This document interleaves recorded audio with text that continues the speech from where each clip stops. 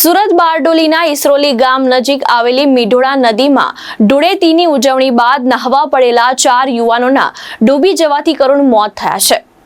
પ્રાપ્ત માહિતી અનુસાર બારડોલી અને બાબેન ગામના 6 યુવાનો ધૂળેટીનો તહેવાર મનાવીને બપોરના સમયે ઇસરોલી ગામ પાસે મીઢોળા નદીમાં નહાવા માટે આવ્યા હતા। નદીમાં નહાતી વખતે અચાનક 4 યુવાનો ઊંડા પાણીમાં ગરકાવ થઈ ગયા હતા। તેમની સાથે રહેલા અન્ય 2 યુવાનો સુરક્ષિત રીતે બહાર નીકળી આવ્યા હતા।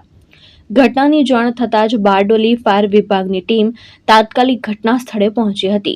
ફાયર વિભાગના 12 થી 15 જેટલા જવાનો દ્વારા નદીમાં યુવાનોની શોધખોળ શરૂ કરવામાં આવી હતી। કલાકોની ભારે જહેમત બાદ 4 યુવાનોના મૃતદેહ મળી આવ્યા હતા, જ્યારે બારડોલી પ્રાંત જીગ્યા પરમાર અને સ્થાનિક ધારાસભ્ય ઈશ્વર પરમાર ઘટના સ્થળે પહોંચ્યા હતા।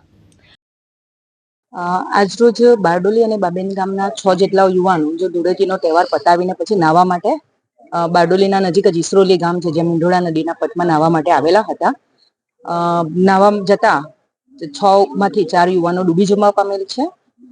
2 યુવાનો સહી સલામત બહાર નીકળી ગયેલા હતા, પરંતુ 4 જણનું ડૂબી જવાથી મૃત્યુ થયેલાનું જણાઈ આવેલ છે। હાલ ફાયરના અમારા 12 થી 15 જેટલા જવાનો શોધખોળની કામગીરી કરી રહ્યા છે। 3 ડેડ બોડી મળી ગયેલ છે। એક યુવાનની ડેડ બોડી મળવાની નથી, તો એની શોધખોળ હાલ ચાલુ છે।